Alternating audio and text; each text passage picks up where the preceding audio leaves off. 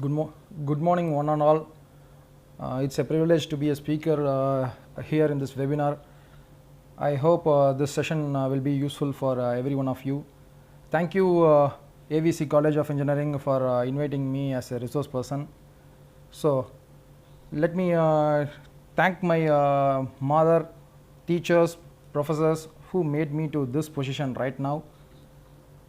My humble request to every one of you who are in Google Meet to please keep your microphones in mute, and please pin the screen. Accidentally, if someone say starts presenting, the screen might vanish, so you will be searching for the presenting screen. So please click this presenting screen, and there will be a pin option I have highlighted here. So you can pin this and it will be stable there. If you have any questions, you please go ahead and comment in chat such that it will be answered sequentially.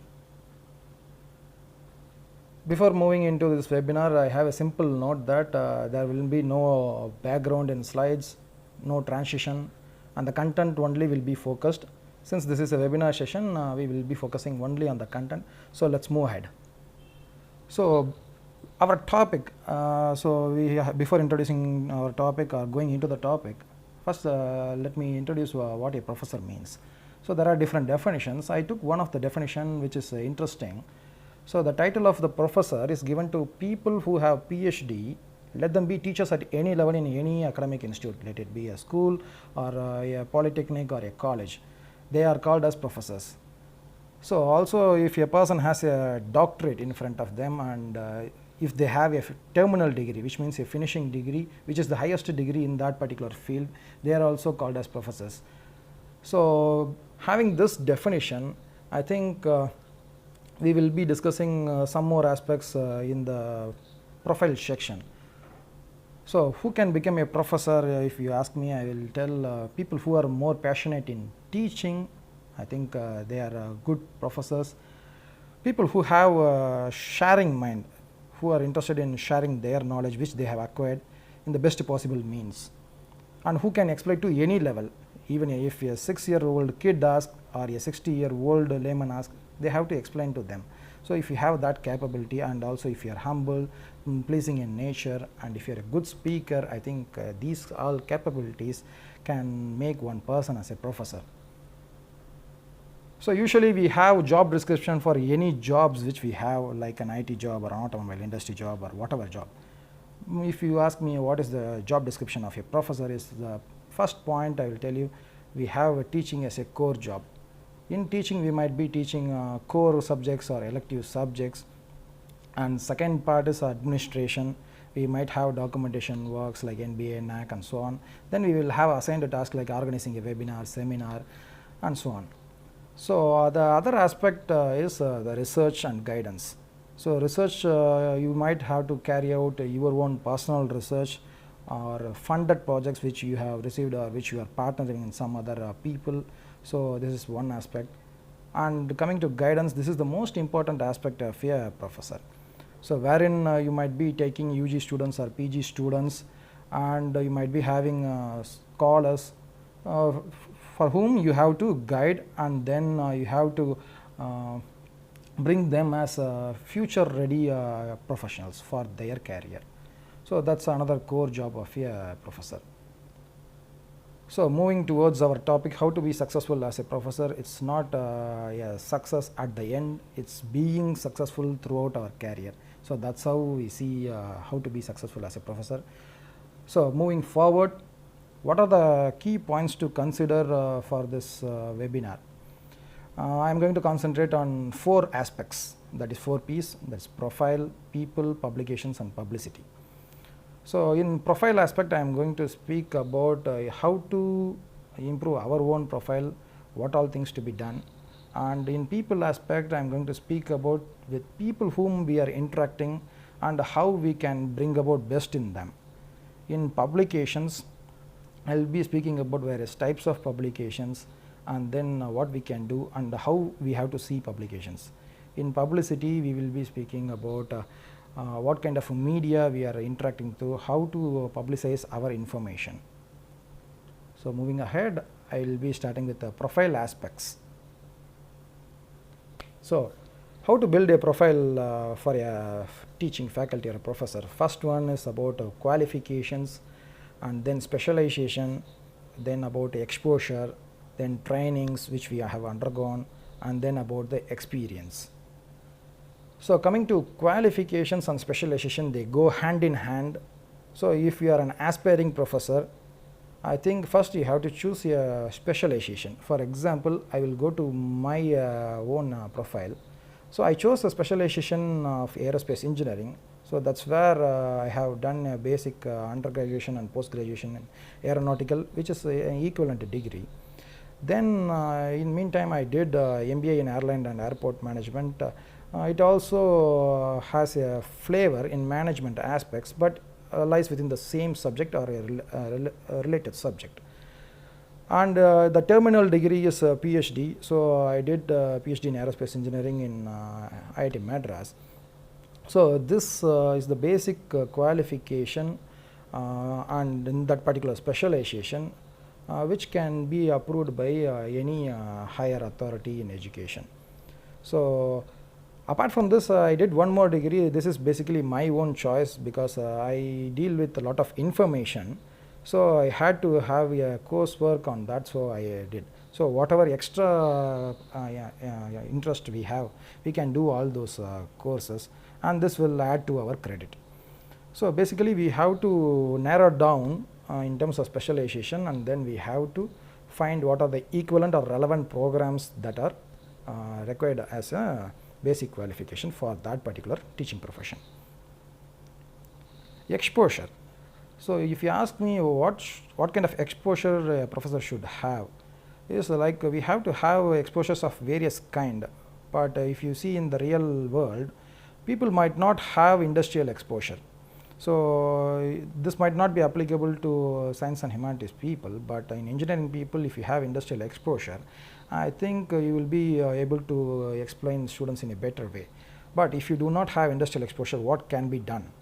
You can have people from industries as friends, and you can interact with them and get their updates, what is happening in industry, what kind of methodologies they adapt, what kind of techniques they adapt. So this can be shared with the students, and sometimes you can call these industry people to an institute to deliver some seminar or workshop. Then the second exposure, which is possible always for us, it's about academic institutes of repute. So in India, if we consider academic institutes of repute, most of them are IITs, IISc, NITs. So these kinds of institutes has their own repute because they are at different level. So if we have exposure in these institutes, that will transform us to a different level or a next level. So I think this is possible, which we can explore. The next part is the research laboratories. There are multiple research laboratories available in our country, wherein if you see CSIR laboratories, DRDO laboratories, and then laboratories of national repute like ISRO, they have their own institution, they have their own topic-based organizations. So in whatever field we are specializing, I think we have to go to their laboratories, have an exposure, like field visits we can do. We can ask them internships, maybe 1 week to 1 month internships are available. If they are allowing, we can undergo them. So if we do this kind of exposure, what we gain is like a current research trends we will be able to know, or what is the market need that we will be knowing. So this also can be a problem for next PhD work or MPhil work or something like that. So I think exposure is the key point in building a professor's profile. Then comes the training part. If you see a training part, most of the school teachers, I think they are getting well trained in teaching to the school people, like B.Ed and M.I.E degrees are becoming mandatory, and 1 year they undergo special training. They know about the pedagogy of teaching people. But if we say move ahead with a higher education system, I think college professors, we are not trained for that level. So this absence of training makes things difficult. So I think there should be a training which is now mandated by AICT and UGC. So we will be undergoing those trainings in due course. And there is a specific part which we have to emphasize. This is the teaching learning aspects. So only few institutes they provide training in teaching learning aspects. I have undergone one such training from IIT Madras. There is a teaching learning center which provides a teaching learning program for 2 days or 3 days. Usually it will be in weekends. I think professors can contact them and arrange training for your faculty members. So there are a lot of clusters available in this group, and they provide excellent training like how to approach a class and how to teach them, how to make them learn, something like that. So they will discuss about all the aspects of teaching learning process. So I think every professor must undergo this kind of training such that they will be always successful in their teaching aspect. Moving ahead, we should have some experience because some of the requirements say that for an assistant professor you have to have this much experience, for an associate professor you have to have this much experience, something like that. So what kind of experience will be always better? So research or teaching experience is always preferred in basic manner. If you ask me, I will tell industry or consultancy experience is also helpful, because nowadays the requirements are towards say publication and external funded projects. So when we have industrial exposure, we might have contacts with them, the industry people, who can tell us that this is the upcoming problem which we are not able to solve, and we will be happy to outsource this as a project to the institute. So these experiences matter a lot to professors. So we have to see at each and every level what kind of experience is needed, and we have to cater to that. Suppose if we are at an assistant professor level, I think we have to always aim for a higher position like associate professor, and we have to gain experience what is required by the next level. So this applies to all the levels of professorship. So if you are a senior professor, we will be gaining experience like 10 years in that particular stage, and then we will be moving ahead to a higher level like principal, director, dean, or registrar or something like that. So we always have higher position than our current position. So we have to gain experience for that. So once we have all the experiences and we are in a particular stable position, so we want to improve ourselves. How we can do is about a SWOT introspection. So usually management people do this introspection like strength, weakness, opportunity, threat.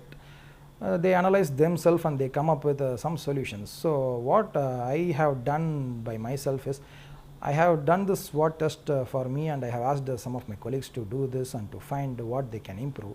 So if you sit in a calm position and if you analyze yourself, you can take an A4 sheet and then you can write 4 columns like strength, weakness, opportunity, threats, and in a peaceful manner, if you think, you will be able to introspect and you can come up with what are your strengths. So list it down. Then what are your weaknesses? So you can list down that also. Then you have some of your opportunities in front of you. You can list it down. Then what are the threats? So there might be competitors, there might be a layoff due to this COVID-19, and there are a lot of threats in front of you. So you can list down this. So if you see the slide, I have segregated strength and opportunities on one side and weakness and threats on other side. So there is a simple logic in this. So whatever strengths you have or whatever opportunities you have, these are all the positive aspects. The weakness and the threats are some of the negative aspects. So what you can do is, with the strengths and opportunities, you have to build up your profile. Whatever you are good at, so you have to bank on that. Whatever opportunities you see, grab the opportunities and use it. Then coming to the right side, the weakness and threats. If you see weakness, you might have some weakness. Some people have weakness about a stage fear. They might be able to speak comfortably in class, but if ask them to speak in a stage for a gathering of 1,000 or 3,000, people might hesitate. So this might be a weakness. So if you want to overcome, you have to try and practice such that your audience you can increase to 100 in first level, then to 200, and then 500, something like that. And some people have weakness that they might not be able to publish papers in journals. So what you can do is always you can have a mentor or a collaborator who is already publishing, and you can join with them for smaller aspects, and have a name in their paper, and then you can start your individual work, and then you can turn this weakness into a strength. So you first list down what are the weaknesses and try to attend all these points, how to improve it. So each and every point will be a strength for you. So if you want to turn all the weakness into strength, you have to address that. So this is going to boost your personal profile. Then threats. So there are threats in terms of layoff or competitors or other aspects. So if you see this as a threat, it will be troubling you. What you can do is, you see this an opportunity, you just convert all the threats to opportunities. Suppose if you build your profile, there is no worry about layoff. So if there are competitors who are competing with you in a certain area, I think you can either collaborate with them, or you can build your profile more than them such that you will not have a threat about them. So this way, I think SWOT introspection should be done by all professors at their current stages, such that they can convert all the weakness and threats into their strengths and opportunities. This is the way by which you will be gaining more and more confidence. Moving ahead, we will start discussing about people aspect. I might be taking some longer time in this aspect. So in this people aspect, I think most of the professors we deal with either students or scholars, and sometimes with colleagues, sometimes with collaborators, and sometimes with officials. So if we are dealing with these people, how to deal with them? So basically dealing with people is more critical than dealing with papers or other stuff. So I think we have to give more importance in this aspect. So moving ahead, we will discuss about students or scholars in first place, because most of the time we will be in class teaching people and interacting with them in class hours. So this makes our life more than 75% in class time interaction. So this aspect you have to give more importance. Apart from that, in between classes, or just entering the class or just leaving the class, we might have casual chat with these people, that is the students. So this is some aspect. And then if we have project students or scholars, we might interact with them on daily basis, and this consumes some part of time. So this interaction time you have to manage. So class time interaction, I think it's already scheduled. I think you don't need to worry about it, because you have 50 minutes of time per lecture, and you will be interacting with them on technical aspect, and you might be clearing doubts and so on. But you have to be very careful in project and research aspects. So we have to chart out some time for that particular interaction alone, because this is going to boost your publication aspect. Moving ahead, we might be offering subjects to students. So if you are offering some subject, before offering the subject, you introspect yourself whether we are comfortable enough to teach the subject. We have, if we know to the extreme levels, we will be able to explain the students in a better way. So after knowing our strengths, we can choose our subjects. Before going to the class for the first time, I think in the previous semester itself, we can contact students and we can inform them about the subject. That is, basically you have to tell what the subject is about, and what will be the content, what is the syllabus, what are the reference books or what are the textbooks, and what kind of preparatory material you can have, what is the basic mandatory thing that you have to do before venturing into a subject, because some of the subjects might have prerequisites and co-requisites. You have to introduce them such that if they do a prerequisite course before that subject, it will be helpful for them. Then there are co-requisite subjects, which means some of the subjects which might go hand in hand. If you consider a mechanical engineering subject like heat transfer and computational fluid dynamics, they will be almost interlinked, because this has a numerical methods to solve fluid flow and numerical methods to solve heat transfer. So we have to introduce the students about the co-requisite subjects also, such that if they are choosing electives, they will be choosing that appropriately. once we have given this briefing in the previous semester, the student will be mentally prepared to handle that particular subject in their own way.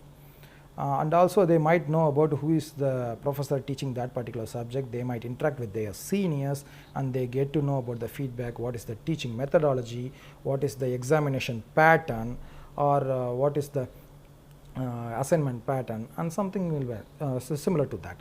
So all these aspects will be conveyed to the students in this briefing. So once this briefing is done in the previous semester, I think students will be comfortable enough to sit in the upcoming semester. Once we are in this semester teaching that course, when we are going to the class, we have to be prepared for the subject. So how to prepare a subject? If you see, most of the time we will be having some basic textbooks and we will be preparing a particular topic and we will be delivering, and sometimes students might not respond. So I have got feedback and got enough inputs from various people like senior professors, co-working colleagues, and so on. And I found out the preparation of a subject has to be done in an extensive way. If we want to do preparation of a subject, we have to first take the syllabus, we have to collect the textbooks and reference books. So this will give some information for us. After collecting this textbook and reference book, going through that part by part, I felt like why don't we go to the root of that books. So that's where we find the classical text, which might be 50 years old or 70 years old or maybe 100 years old. So this classical text will give the root information. So I think as a professor we have to treat the classical text, and then we have to come up with a good preparatory notes. So while preparing a subject, how I prepare notes is slightly different. What I do is, for a simple subject like fluid mechanics, I take at least 15 to 20 books. So all these books are mostly published by reputed publishers like Tata McGraw-Hill, Elsevier, and so on. So mostly from foreign authors and few Indian author books. And if I am preparing, I might not be preparing through books one by one. What I will be doing is, rather I will choose one particular topic and I will be referring to that topic in all the books, such that every author might have given a flavor. So I am seeing different flavors for the same topic, and after reading through all the books I might have my own understanding. So my understanding will be of all the flavors which I got from the different books which I referred. More the number of books which we refer, we will be having a comprehensive idea about the particular topic. So some books gives us clear definitions, some books gives us some analogies, some examples, some books gives us problems, some books gives about industrial aspects, case studies, and so on. So you have different aspects and you digest all the material and you come up with your own material. I think that is going to be an impressive preparatory notes for that particular subject. Apart from this preparation from textbooks or classical books, I always go for literature survey papers from review journals.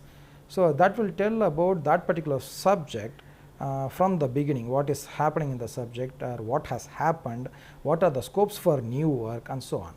Apart from this, we might have white papers or reports from various industries or websites, and we can go through that to know about the current trends or latest technology or technique, methodology, so on. So I think if we know all this, I think it will be sufficient enough for delivering a lecture. So before moving into a class, people see a professor as a person, as a personality. So we have to follow certain things before going to the class. The fundamental thing which I emphasize on is about punctuality. Most time we miss this. This will help in maintaining a lot of things, like suppose if I am going to a class punctually, people will think that the professor is already in class, so we have to be in class at that time.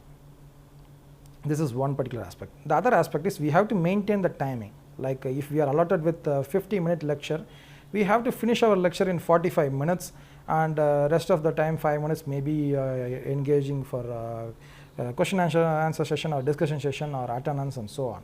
And exactly at the 50th minute you have to say thank you and you have to move out of the class to pave way for other professor to come in and start their session. Also, if we have subsequent class, I think that 1 minute or 2 minutes is going to allow you to move to the next class. So punctuality and timing has to be maintained by a professor. The other thing is about the dressing. There is a good Tamil saying that "Al padi adai padi," which means half a person and half a dressing, something like that. This makes a complete person. So we have to choose good clothing for our dressing. So I had a classical example wherein a professor had a normal so-and-so cloth. When he stepped in, his trousers tore. So I think the quality of the cloth matters, and then color. We have to choose subtle colors like dark trousers and light color shirts, and it can have light stripes or light checked pattern and so on. And also we have to be very careful in choosing accessories. We might be dressing professionally, and if we are going with sandal to the class, I think it will not be looking appropriate. So good leather accessories like belts and shoes, I think it will be a perfect match with the dressing which we have in a professional way. And also about grooming, this has to be done in a regular way. Then most people what they do is to show off, they might be taking mobiles or iPads or laptops and so on. If it is necessary, I think we have to take our gadgets to the class. If we are going to have a chalk and talk lecture, I think a chalk and a duster is enough. So if we are carrying mobile phone, which is now becoming a attached gadget with the humans, so please put your mobile phones in silent mode and invert it and keep it on the table, then you go ahead with the lecture. So in this way, I think you will have full concentration on the class. Also in overall view, I think this deals with the appearance of the professor. Also the facial appearance is also making sense to the students. So if you are looking so rough, I think students might not pay attention to the class. So we have to be balanced with being so subtle, pleasing, and then to the rough. We should not go to the extremes such that people start exploiting it. So I think in overall, a professor should be looking like a professional before entering the class. Once we enter the class, there is a delivery pattern in the class. So as such, we go into class, start writing on board, I think the students might not be happy. If you want to be a successful professor in teaching aspect, I think first you have to break the ice in the class. That is, you have to introduce the topic. There are some special tools available for doing this. There is a particular tool which one of my professor used. It is called Kahoot, K-A-H-O-O-T.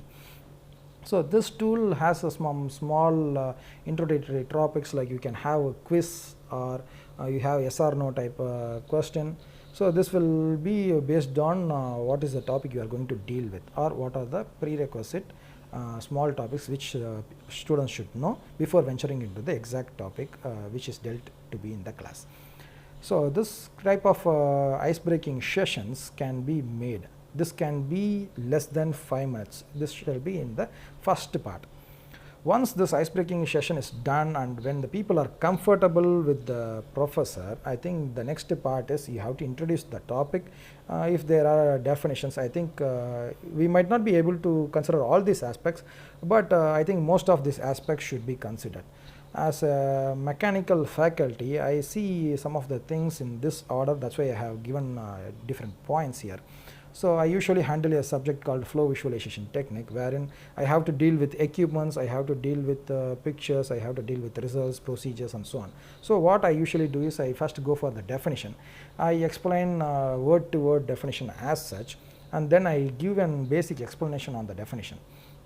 Once I have explained the definition, there must be some underlying physics or background.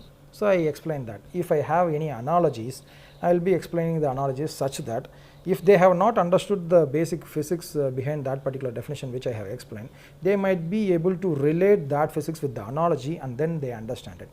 And you have to note here is, if you are giving analogies, sometimes the students might be writing this analogy in the exam as an answer. So you have to tell them that this analogy is only for understanding purpose, and the writing part should be from the physics or the definition part. So this will help students to understand and what they want to reproduce in the examinations. Then in later part, I will be describing about the experimental setups, and then how to operate it and what are the applications.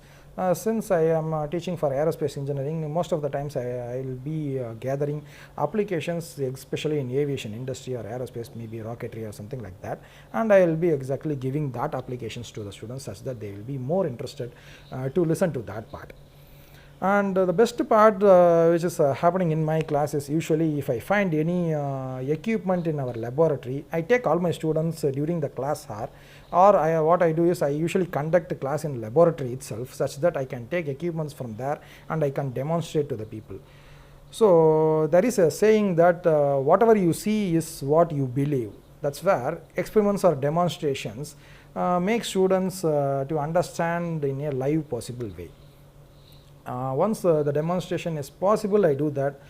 Sometimes there are a few topics which we could not demonstrate using the laboratory equipments, or equipments might not be available. So what I used to do is I come up with my own setup of equipment, which might be from scrap materials or available materials from the scrap yards or hangars and so on. So I keep a small demonstration kit. I take it to the class and demonstrate it. And some people they record that and they keep it as a archived material wherein they refer to it when they are preparing for that particular topic. So this helps them to understand and retain that content as a memory. And then in the last part, before ending the class, just 10 minutes before the class, I might be giving them some small assignments. Like for a flow visualization class, I tell them just you take a bottle of water, pour some food color into it and record it using a mobile camera and bring that and say what is the background behind it, why the flow is behaving like that, something like that. I give some basic household experiments. The other example is I ask them to light an incense stick and see how the smoke is coming out, if it is moving up, why it is moving out, like buoyancy effects and so on. So basic assignments which is live and which is like a day-to-day using day-to-day equipments or day-to-day items that they can afford to do.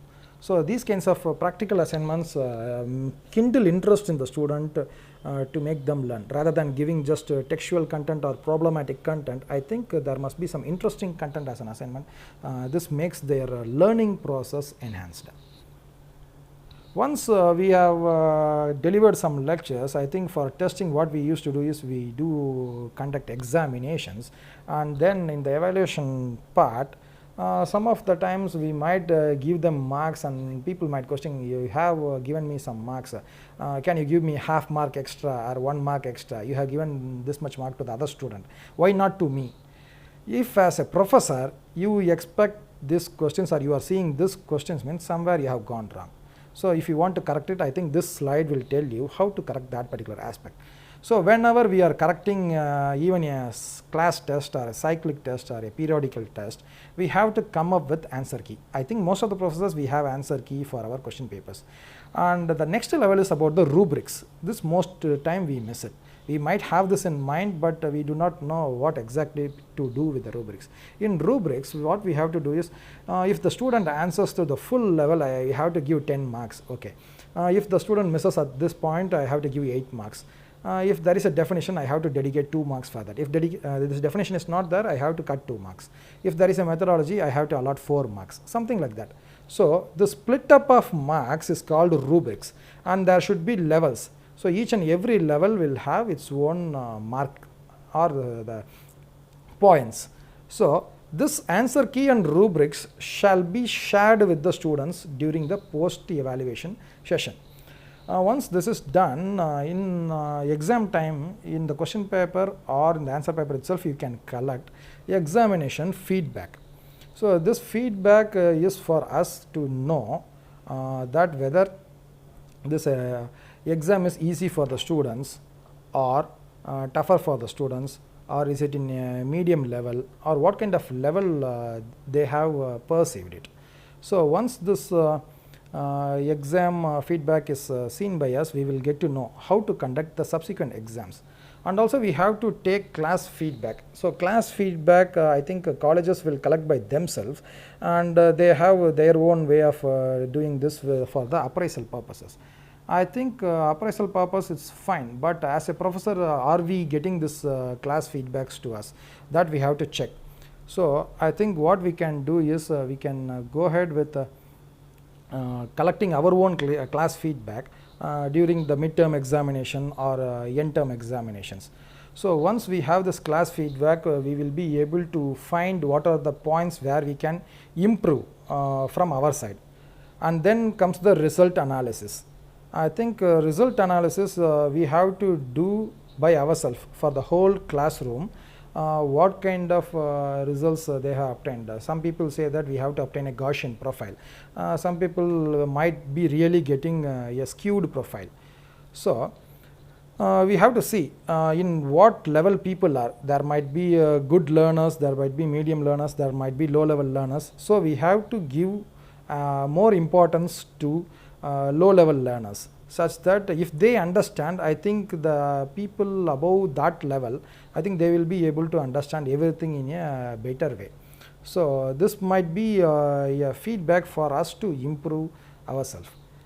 And moving ahead, after evaluation, most people what they do is they distribute the papers in class, or they keep it in office, such that students might come and collect it. And most of them fail to give feedback to the students. And I have seen some of my professors, what they do is they come to class, discuss about the question paper and answers, how to write them, something like that. I have gone one step ahead. What I do is I will call each and individual student and then give them the individual personalized feedback. This helped me a lot to see improvement in performance of students. And while giving feedback, what I used to do is I call the student and hand them over the paper, and then I first describe what are the positive things they have done in the answer paper. Then I make them comfortable by the positive things, and then I introduce them about the negative aspects or the negative things what they have done in the answer script. So once I tell them that these are the points to be improved, I say that negative aspect also in a positive way and how to correct that. So if they have missed diagrams or explanation or presentation is not that well, I give them correcting suggestions, even from handwriting till how to understand the content, how to present it, how to use dual color in examinations like black heading and blue writing, and then how to use the scale. So I do not leave any aspect in that. So I give individual feedback such that students feel comfortable. There are some students who especially come to me and tell that, sir, I have spent 3 years in this college, and now presently I am in 4th year, and I have never seen a professor speaking to me for a half an hour or 45 minutes so like this, giving me an individual feedback. I think elated to sit in your class, something like that. I have got feedbacks from several students. So I have seen people from the bottom level who is bunking class or who is not writing examinations or attending it properly. They have improved and they have shown good scores, more than 60% or 70% by based on feedbacks. Also, this is about the individual aspect. Then what I do is result improvement analysis.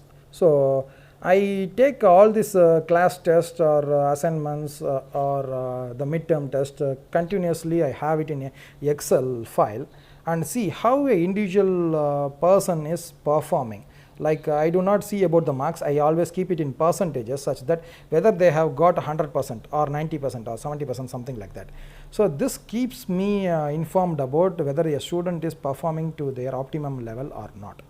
So sometimes if there is a spike or there is a trough, easily I can understand that there is something wrong with this student. So easily I can pull out that student and I can ask them what is wrong with you.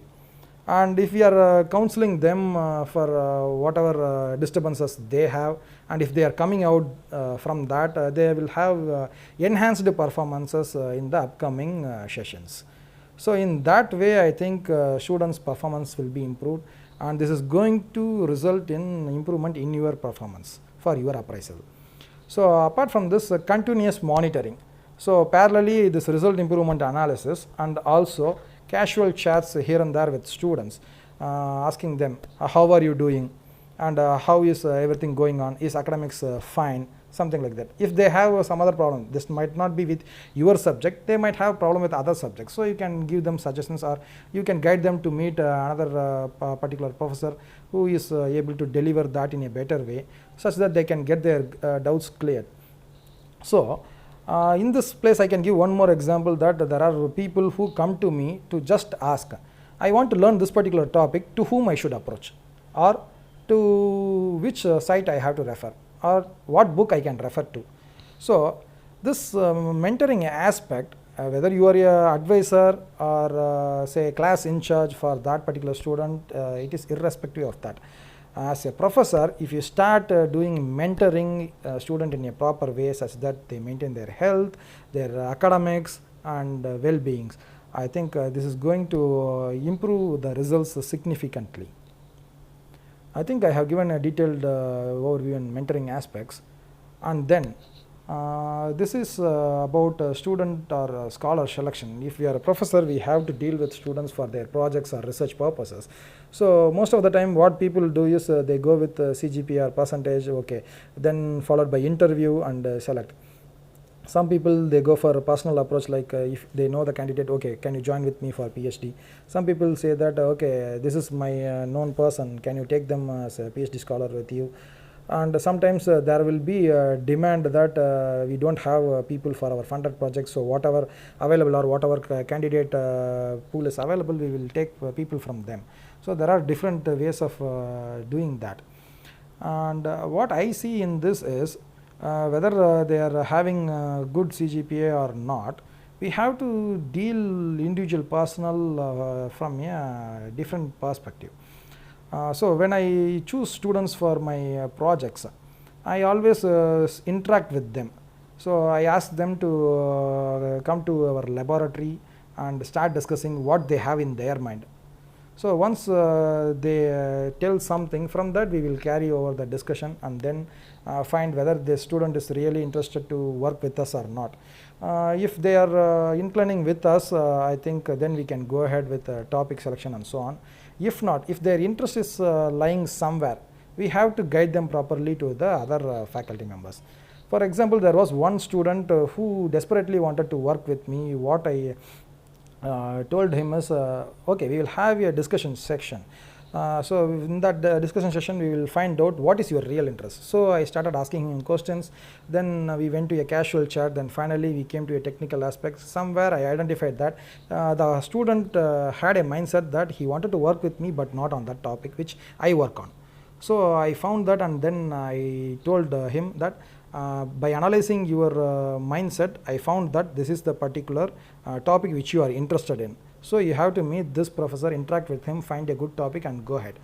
So after 3 months, I met the student and I asked him, what is your progress, how you are feeling now, whether the counseling session which I gave you earlier is working. Yes, he gave me a perfect answer that worked a lot, and I am comfortable and I am progressing with the given professor on the given topic.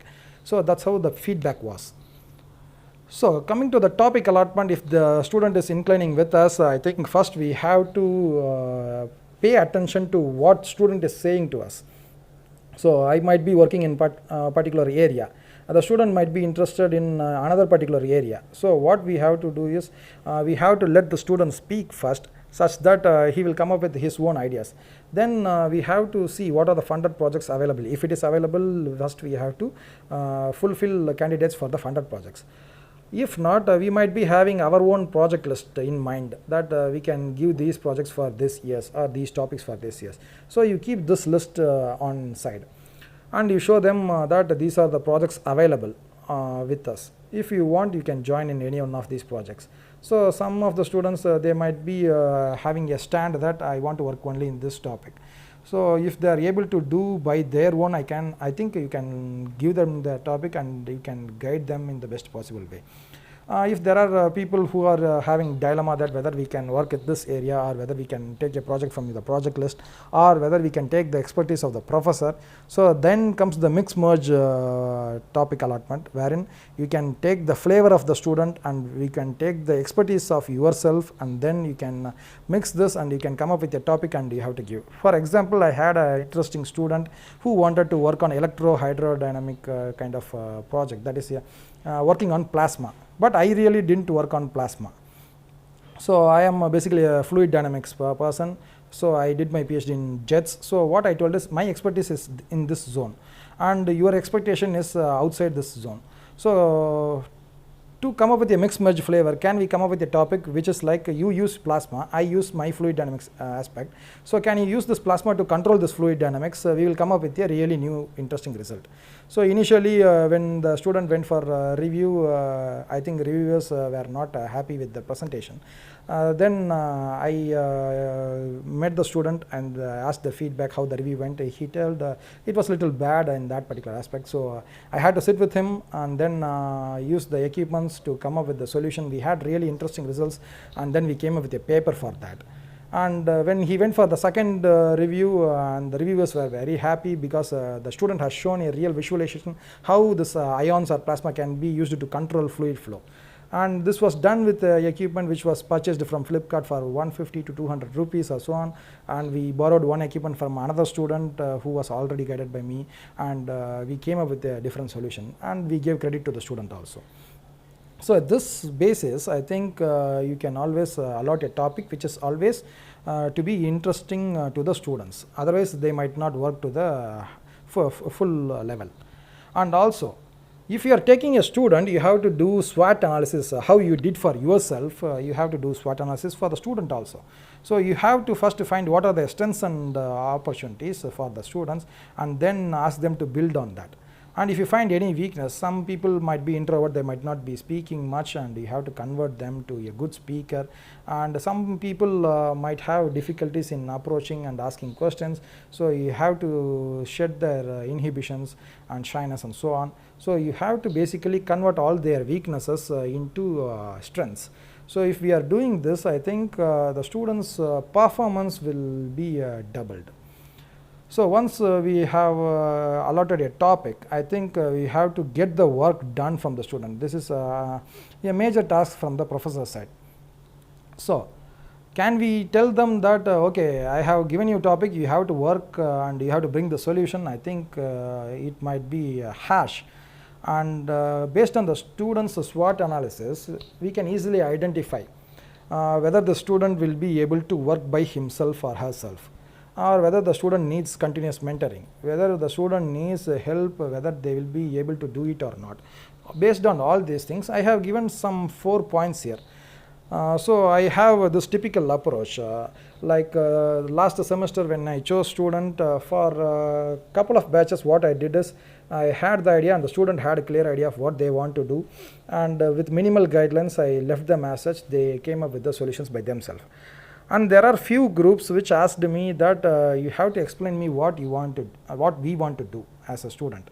So what I did is I took them to laboratory, I gave a demonstration to them that this is how the experiment is happening, and this is how the results are taken. You have to use this equipment in this way, and you have to change this parameter, you have to infer this material in this way, something like that. So these students, what they do is they go ahead, they design their own equipments, or they design their own sub equipments or parts, fabricated, bring them, assemble, and then do experiments and then come up with results. So only for inferring part we have to help them. There is another group of students, if we sit with them only they will work. So what I do is I go to their working place like laboratories or project working area or research scholars place, and sit with them, explain them this is how you have to do, and give you a demonstration and see them whether they are working with that. And once they are doing sufficiently for one cycle of a test, then I leave them on their own. They will come up with their own results.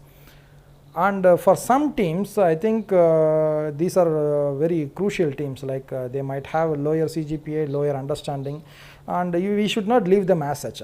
For a typical example, there was a group of students who were discarded by a senior professor, stating that they are not able to cope up with the mathematical aspect of an engineering project. So they came to me literally crying and asking, we are running short of time, we want to do a project. So I made a SWOT analysis of that group and found out some of the peculiar characteristics, and based on the characteristics I found what are their strengths, and exactly I gave a project work which they can finish it at the given time. So they came up with a huge project. It was building up an anechoic chamber and testing acoustics within that chamber with microphones, sound level meter, and speakers and so on. So they did a very good job within the given least time frame, like less than a month, and they went for a final review, and the reviewer appreciated their work. So the students who were rejected, that is around the 50% level, or CGP around 5.5, they did a wonderful project just by being myself as a professor, as a team of a part of that particular team, and working along with them and boosting them every minute, and bringing up them to a successful level. So this is really a successful task if you do good mentoring during the guidance also. Then coming to the communication aspects, I think usually we do mail or typical text message based communication. This is, I think, the most formal way that we can do. But keeping interaction lively with the students is always happening with the second half of this, like WhatsApp, Facebook, Instagram, and so on. So this generation is especially embedded in this particular group. So if you want to keep pace with them, and if they want to speak to you freely and ask you questions, you have to interact with them daily basis. It might not be to their level, but in a very general level, like we share COVID related materials in WhatsApp, and they will have questions, and in Facebook we will interact on general aspects, maybe a learning aspect like singing, art form, or something like that.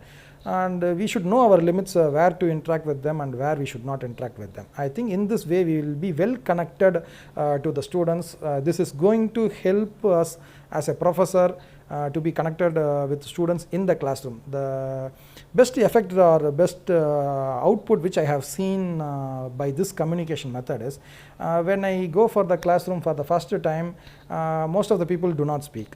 Only that toppers or the first benchers will interact with me.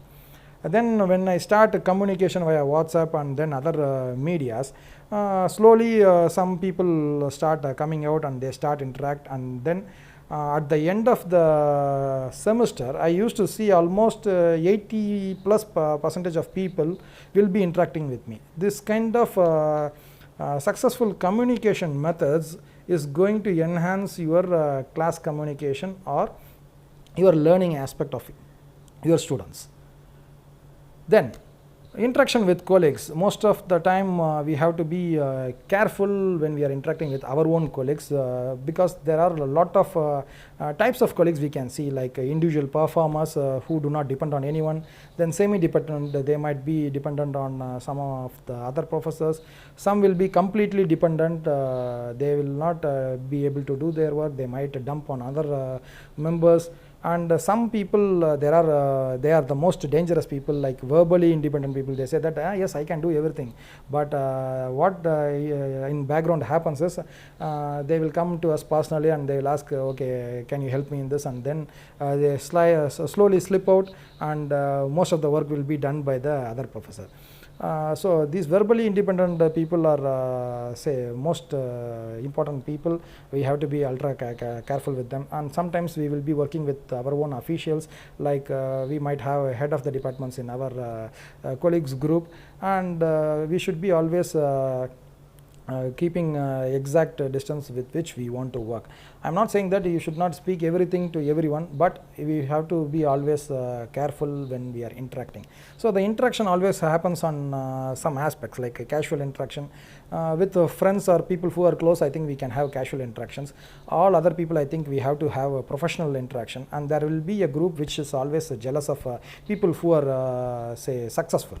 So that is, I think that is the flavor of being successful, if you see jealous nature in other colleagues. So in one way, if people are feeling jealous, what I think we can do is either you can share your experience or methodology and ask them to come to that particular level, like how you do.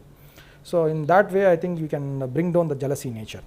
then we might be interacting on a project or task basis, and after that we might not interact. This is one particular way of interaction. And there are some interactions which go beyond things like research interactions, like casual interaction. The research interactions are more in-depth. We might be interacting 24/7. We might not know how much time we are interacted with the project. Sometimes I have interacted with my professors. We sit day and nights in laboratories, discuss, coming out with papers and manuscripts and so on. And there are sometimes we have some particular need based on which we interact. So we have to find in what way we have to interact, what medium we have to interact, whether we have to use professional media like mails and text messages, or whether we have to use WhatsApp groups for discussing all these things. So we have to be very careful. And the aspect is like, if we are going for any official communication, I think we have to use official media, and when we have to have a casual interaction, I think WhatsApp or something similar to that will work out. And coming to the collaborators, I think as a professor we have to always collaborate with people. Without collaboration, I think we will not be able to come up with good outcomes. For example, if I am collaborating with some of my friends in other colleges, they might be inviting me for giving lectures in their colleges. I might be inviting them to my college for giving some lectures, something like that. This is one way. The other way is like we have to collaborate for our particular research specialization, maybe within a department. People who are having the similar expertise, I think we can collaborate with them. And we can collaborate with professors of national importance. Some people might accept, or some people might give some time to us. We have to interact with them, and we have to come up with example such that they will believe in us, and then they will start collaborating with us. And also we can find peers in our area with international profiles. I think we can contact them, and we can start interacting with them, and then finally we can end up with a collaboration. So this aspect, I think will always help us in improve in our research. Coming to the official communications, or with say communication with official members, I think we have to always go for mails or letters, such that we will be able to communicate efficiently. As a professor, always I advise my fellow colleagues or juniors that always have a letterhead for yourself. You don't expect that it should be a printed letterhead. You can always have a Word file wherein you can have a header. You can create your name, designation, your address, communication details, and so on, such that it will be a letterhead for all the professors. Whenever you are writing a mail, write a mail or say write a letter in that letterhead, such that it will look more and more professional. So if they want to have a communication from the letterhead, they can take the number or email ID and immediately they can respond to you. I think that is the most important thing that we have to do. Also, we should have our own visiting cards, such that when we are going for seminars or webinars or whatever interactions like conferences, we can share our visiting cards, e-visiting cards or visiting cards in hard copy. That is going to have contact with the other party, such that they will be inviting us or interacting with us for specific needs. And when we are having any instructions, suppose if we are in a higher position, I think we have to give them top to bottom approach kind of way, such that instructions move from higher authority to bottommost level. And also in the same position, we also have to get feedback from the bottommost level to the topmost part. So this feedback is always going to improve us to work as a team. So some people, I think they follow this. I had an example from a professor who is a head for an institute. He gave this example like what we usually do in a year is before starting a semester, as a head of the department, I take all my colleagues to a place where we do not have mobile phones or tablets with us, but we interact casually with each other on a casual chat, then move ahead and interact what we are going to plan for the semester, and then what are the say shortcomings or what are the things to work on. So this way these people have a basic discussion in a free manner, and they come up with the best possible ideas, and they implement that during the semester. This is how a professor gave information to me, and I think it is not say that hard to find, but as a department heads or institution heads, I think interacting with the faculty members will be a better way to boost them and come up with say best possible outcomes. And also, if we are communicating with officials, we have to go with a proper channel. We should not bypass any of the members. Like as a faculty member, if we are going to a principal, we have to go through HOD, dean, and then principal. If we are bypassing someone, the bypassed member might feel bad about the happening. So we should not have that. Also, going through all the officials, it might be known to that individual person that this person is going to do this or requesting this particular thing. Like if I want to have a on duty for giving a seminar in another institute, I go through all the members such that everyone will be aware that I am doing this, and they will keep a record of that. And whenever I am asking for other permission next time, they will be happy to help us. So that's how it is going to improve our interaction. Coming to publication aspects, I think there is a typical statement that publish or perish, which means if you are publishing something continuously, you will be surviving in academics. Otherwise, you will vanish out of the academics. That's how this particular statement says. So, going into publication, I think there are different types of publication like conference papers, research articles, patents or copyrights, and then books or chapters.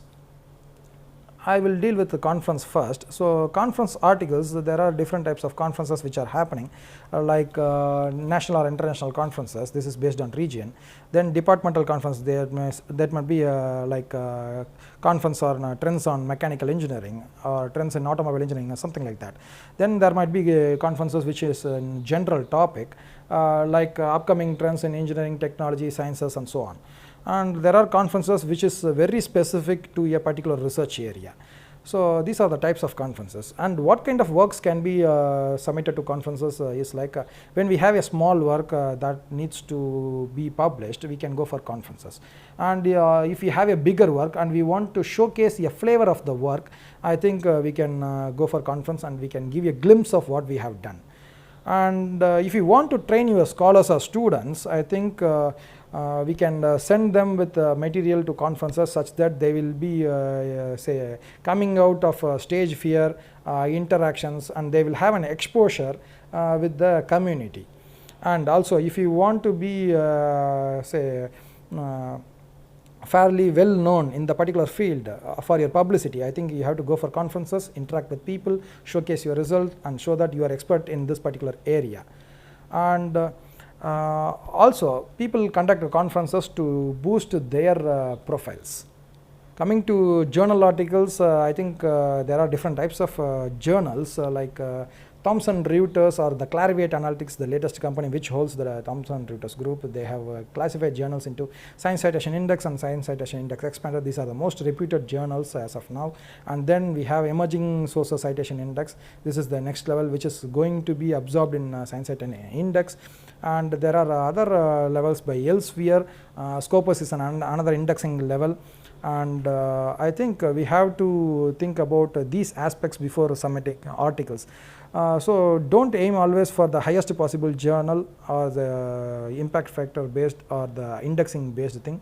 We can start with some basic level like Scopus indexed one and then move to this one expanded level and then move to Science Citation Index. So step by step we can improve. Or if you want to attain directly the Science Citation level index, we have to always work substantially to submit manuscripts to that level. So what we can do is either we can collaborate or we can have a material or medium or methodology to go for that level. So where what kind of material if you want to submit to journal articles is like if you have a substantial work, if the work is say very well known or very detailed, I think that can be made into a manuscript and can be submitted to journals. Also we can come up with survey articles, like if you are expert in a field, I think you can collect more papers from the beginning to the latest trend, and you can take key points from them and analyze the data and come up with survey papers, and we can submit it. And this will be referred by most of the researchers and you will get more citations for that. Also, if you have PG scholars or Ph.D. scholars, I think journal articles are mandatory for them to graduate. I think we have to concentrate those people for this particular aspect. Also, publishing a journal paper will be a matter of reputation for a professor. So, how many number of journal articles a professor has, or how many number of citation a professor has, or what is the H index of a professor. So, these are all showing how good the professor is or how established the professor is. So, people might see their profiles and they see that this professor is well known and successful in their particular research area or area of research. Coming to books or book chapters, I think a lot of textbooks are already available, but we have to find whether there is a void in that particular area, or if we have our own methodology which is not discussed in any of the textbooks which we are referring to. I think we have to come up with that material as a monograph or a small textbook. There are sometimes conferences which publish books or book chapters wherein we can contribute materials to them, like the materials which we present in conferences can be converted into paper, and that paper can be submitted as a chapter for the book publication. Apart from this, we have another aspect like patents or copyrights. Whenever we come up with unique material, I think a technology or method or a unique thing which can be shared with industry and we can gain royalty from that. If we have that kind of thing, we have to go for a patent, file it, and then share it with industrial people or relevant people, such that it can be useful for the public. Then comes the authorship part. Whenever we are coming up with a publication aspect, I think we have to deal with this authorship. Like whenever we are writing a paper, if we have done major work, we will claim always the first author, and this first author has more weightage if you are in a conference paper and in a journal paper. Like a typical paper which shows about the weightage of authors, it mandates that that first author will get the most credits, like sometimes 80% will be taken by the first author and 20% will be taken by the corresponding author. Author category, if you see, if you have done the major work or if you have written the paper, I think you can claim always the first authorship. If you are a collaborating author, if you have supported them, I think you can choose any of the position in the number of authors. And if you are a corresponding author, you have your own weightage, like usually you get 20% or more weightage. The corresponding author's job is like you have to correspond in every aspect, like if there is a question from some people who have read your article, you have to answer them. If there is any discrepancy, you have to answer them, or whatever communications, whatever updates, whatever interactions based on that particular article, always it will be done only by the corresponding author. And the communicating author can be anyone who is submitting the paper to the journal or the conference. So, I think communicating author should be always given first importance, because the first instance, whatever the cover letter people write and how they are communicating with the journal editors or the conference organizers, that is going to be important for them to select that based on the writing or based on the presentation. So, communicating authors should be always vigilant, and they have to clearly communicate what they have done. So, I think I have touched upon publication aspects, and then once you have published some information, I think dissemination of information is what going to keep you up. So, department wise or institution wise, we will have records. I think we have to submit our article, this is the published one, this is the DOI number, and this is the basic citation details, something like that. We have to disseminate that information. Also, once the material is published, I think we have to organize seminars or lectures. We can discuss that particular work to people, and when these people are listening to it, if that material is interesting, they might ask you for papers, and you can share the PDF files or hard copy papers to them, and then they might be referring to that particular paper for their work, and in this way also you might get citations from that. Also, you might be able to give webinars on the topic which already you have published or which you are working on, and I think that is also going to boost your citation levels. Also, you can come up with articles which you can write in media, that is Quora or LinkedIn or something like that. Also, you can maintain your own blog such that it will be giving information to young researchers or collaborators of the same topic, or people who want to learn new aspects in your subject area. Also, archival of data is most important when it comes for publications or patents. What we have to do is we have to always keep our published data in our website, such that at least the journal citation details should be there in our website, such that it showcases that this person has accomplished this particular thing. Also, there are research medias available online, like academia.edu, mendeley.com, researchgate, and Google Scholar. We also find some other sites like Publons. So there are research medias where we can showcase our work. And there is a unique thing which we have to notice, like ORCID, ORCID, unique researcher ID. If we have that ORCID ID, I think that will be easily able to identify who is the particular author, because some authors might have same names, like Kannan is a common name, Kumar is a common name.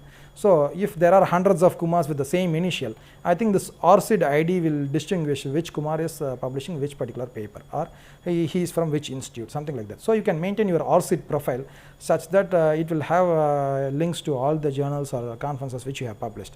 Also, whenever you have this publication to be kept in particular archival media, you have to check about the copyrights.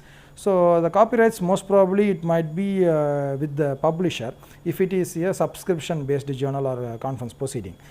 Sometimes we publish in open access, which might be held with the author. So if you have authorship or copyrights with you, you can go ahead and you can keep it in your research media. Also, whatever work you have done, you might have the plots, materials, raw data, all these things with you, and you have to archive that too, because as a corresponding author, you might be asked for details in the later stages. So you have to retrieve the data, and then you have to share the data with the people who ask for that particular thing. So I think retrieval and archival of data goes hands in hand, and you have to choose proper media, and you have to have multiple backups of the same. I think moving ahead, I think this is the last aspect I am going to touch upon. This is the publicity aspect. With few slides I will be winding up the session. So in publicity aspects, I think if you are marketing yourself, you will be successful. Nobody else will speak for you. So keeping this in mind, I think you have to go ahead and publicize. This is the basic thing which we have to do as a professor. So the first thing which I want to say before going into this is about media. There are 4 types. Websites or pages, this is the first hand publicity media, then second is social media, then is professional media, and then other type is blogs. So coming to website or pages, we always have our university or institute or college websites, wherein we have our own profile pages or research group pages. Suppose if your institute doesn't provide you that kind of exposure, you can always request your higher officials such that you can be allowed to create your own profile pages in your college websites. Where this will be helpful is, suppose if you have a unique talent, if it appears in the Google search, you will be contacted to give a workshop or a lecture, or invited as a visiting faculty, and so on. So I think this information to be given to your higher officials as a professor. Please speak with your head of the departments, or principals, or deans, or directors, and get your profile pages visible in your college website, such that this is going to enhance your publicity. Also, if you have a unique talent or specialization in this particular aspect, this is going to boost your college profile too. Also, in parallel, you can also go for your personal websites, such that you can purchase a domain which is not that costly. You can create your own websites. So this is one particular way to do a website. Or if you do not want to go for paid domains, always there is free domains like Google sites, which is allowing you to create websites for yourself.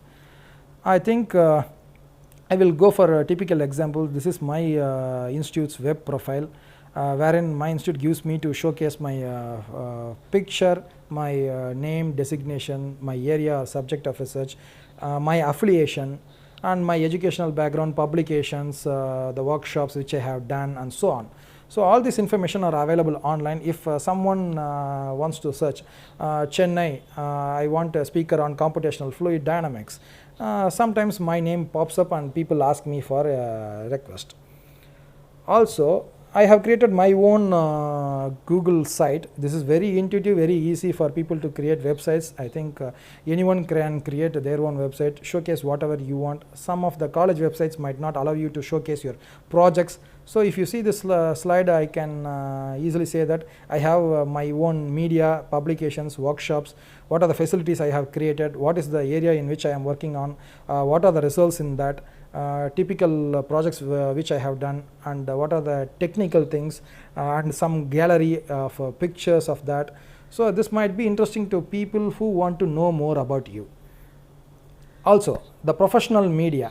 There are professional medias like LinkedIn, wherein you have professional contacts. Why I urge all professors to create a professional media is like you can showcase yourself as a professional in that particular job or position. So this type of professional media will allow you to contact people in similar way, because this professional media like LinkedIn, it allows you to search. I want to search people in aerodynamics, I can search. I want to find people in mathematics, I can search. And I can collaborate with a lot of people. I can have interaction with them via this media, and some of the times we will be able to communicate with them, invite them for webinars, and sometimes you might get funding opportunities, job opportunities, and so on. So you can transfer these job opportunities to your students, and this might be helping them to move ahead with their career.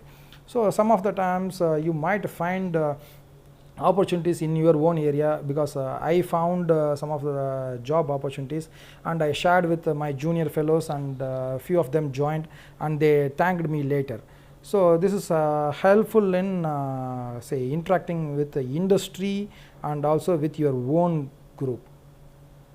This is research media which I typically use, like ResearchGate, wherein I can showcase my research aspects. Also ResearchGate has a research score. Also it will tell how many people have read your papers. If you see this slide, 15,303 reads, 22 citations, 28 publications, 11.04 something score, and it will also tell you in your area in what percentile you are, whether you are standing at the top level or mid level, and which of your publication is trending right now, how many people have read, who is the person exactly read and who commented on that, and what kind of improvement aspects. You can go for question and answer sessions and so on. So research people, I urge you to go for ResearchGate, Academia, and so on. Whichever is free, I think you can use that. Also, I go for blog. This helped me in one aspect. Like for example, I started this blog during February, exactly on a topic called fluid flow. What I did is I started posting my individual explanations as a blog, such that daily one particular topic is dealt, and this was read by most of the people, and they asked me questions. Initially the reader base was within my department, within my class, and slowly it expanded to Tamil Nadu level, then India level. Now international people also started reading my blog and they ask questions. We are interacting on daily basis, and this is also going to help you boost your career, boost your publicity, and so on. I think finally, to sum up, please do not believe in luck. Work hard, it is going to reap you success.